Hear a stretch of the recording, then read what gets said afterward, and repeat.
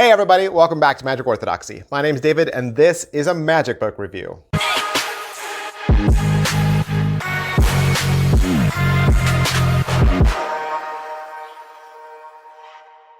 Hey, it's Friday, and every Friday we try, don't always, but we try to review a magic book. If you've watched my channel for any amount of time, you know I'm a huge advocate for books, for the written word, for the page, for print. You should have a magic library in your home. If you are serious about magic, becoming a magician, becoming successful, becoming original, standing out from the crowd, you should be developing a shelf or two or three of magic books. Today, we're going to look at Performing Magic with Impact by George Parker. And of course, welcome to the channel. Welcome to Magic Orthodoxy. My name is David. I'm your host. I do magic reviews. I do playing card reviews. I do giveaways all of the time. Got a giveaway tomorrow. Saturday? Yeah, Saturday. Doing a review on Saturday, and it's also a giveaway. It's a review / challenge. It's a challenge? Yep, it's a challenge. And it's also a giveaway. Putting all three of those together. Come back on Saturday. I don't want you to forget, so make sure you hit like, subscribe, follow, notify. I don't know where I was going. Hit all those buttons. I don't want you to miss it. It's gonna be fun. Yeah, subscribe, hit the, yeah, you know what to do. Do the YouTube thing. All right, so George Parker. George Parker is the author of this book.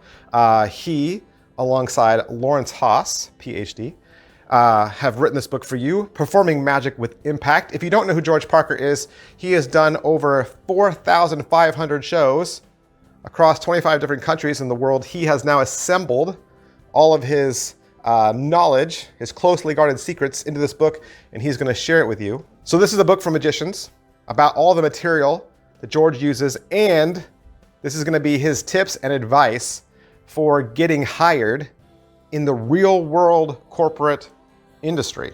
Plus, the book has more than just information. I mean, yes, there's 10 chapters, but interwoven between the 10 chapters, he's going to submit 9 tricks.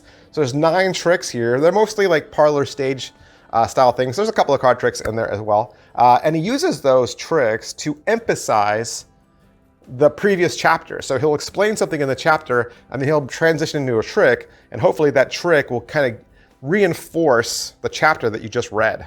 And each one of these tricks has photographs, hand-drawn illustrations, and all the pattern and everything you need to perform them. Now, why is a book like this important? I'll tell you, because normally when we buy magic books, the magic books that we are drawn to the most are probably the ones that are just filled with tricks, right? Just give me a book, fill it with magic tricks, and I'm happy, right? Just give me trick after trick after trick after trick after trick. And it's a great thing to have in your library. It's a wonderful collection. I have lots of books like that. The majority of my magic books are just collections of tricks. Either collections of genres, like this is all card tricks, or it's a collection of, one magician. So like all the works of so-and-so. But how many of us have books that help us improve our magic, help us improve our performances, or help us to become more successful? Because believe it or not, you're always learning, right? You're always learning.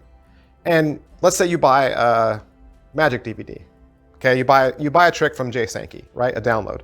And you learn how to do one of his effects.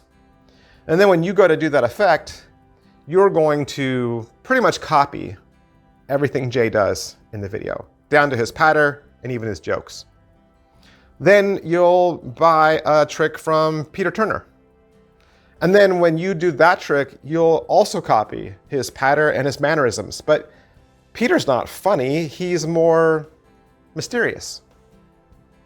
And then you'll do a trick from John Bannon. And when you do that trick, you'll perform it with the same style and pattern as John Bannon. And John Bannon's not really funny, and he's not really mysterious. He's more of a wise storyteller. So you have 3 different magicians who have 3 different characters, and you bounce back and forth between those characters when you re-perform those effects. And you do it without even thinking about it. Because like I said, we're always learning. We're not just learning the nuts and bolts of the tricks, right? We're not just learning the mechanics. We're also learning how these tricks go. And subconsciously what you do is you just switch in your brain. You're thinking, oh, now I'm doing Jay Sankey. And then you kind of do Jay Sankey. Like you do this impression of him. So in effect, when we perform, we are not presenting a very clear and original character to our audiences. You know, the biggest thing you can do for an audience member or a spectator is not do a trick for them, but it's connect with them. Connecting with them is going to go so much further. You know, people always ask, like, what's the best trick? You know, oh, I want to know what the best trick is. What trick is going to get the best reactions? I see that a lot, okay? Guess what? We saw David Blaine get amazing reactions from biting a coin, right? And you're like, no, not that one. I want a different one. But David Blaine knows his character.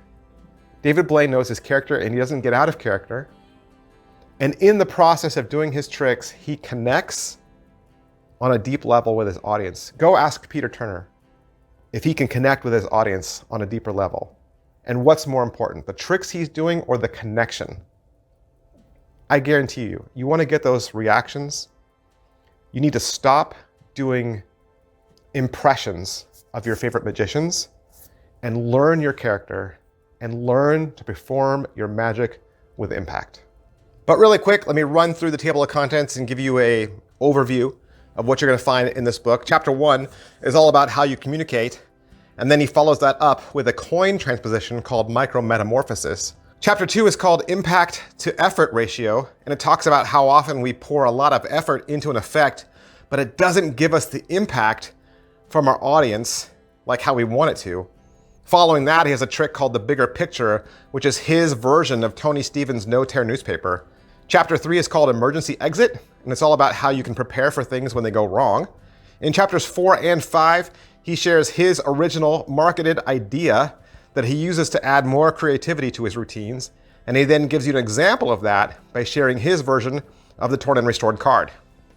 Chapter 6, I love the title because I'm a Star Wars fan. It's called Become a Jedi Master of Interaction, and he talks about how your character comes out when you perform.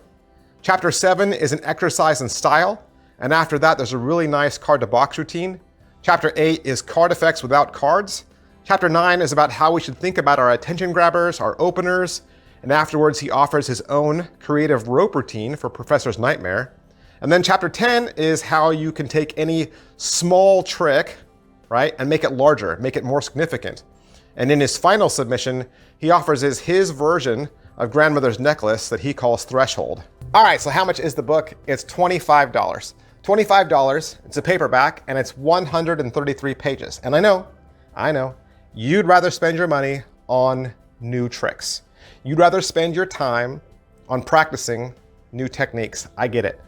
But if you want to be a successful magician, and I don't necessarily mean successful in finances or successful in popularity, I mean in connecting with your audience, getting more out of the tricks that you do, then I think we need to spend an equal amount of time, a shared, fair amount of time developing our character and learning to perform our magic with impact. This book is for anyone who is ready to start making magic their own, adding their own personal character and style to their routines, but especially for those who want to have their performances remembered by their audiences. All right, so that's everything I can say about performing magic with impact from George Parker. I, of course, want to thank Murphy's Magic Supplies for allowing me to have this book so that I can do the review for you.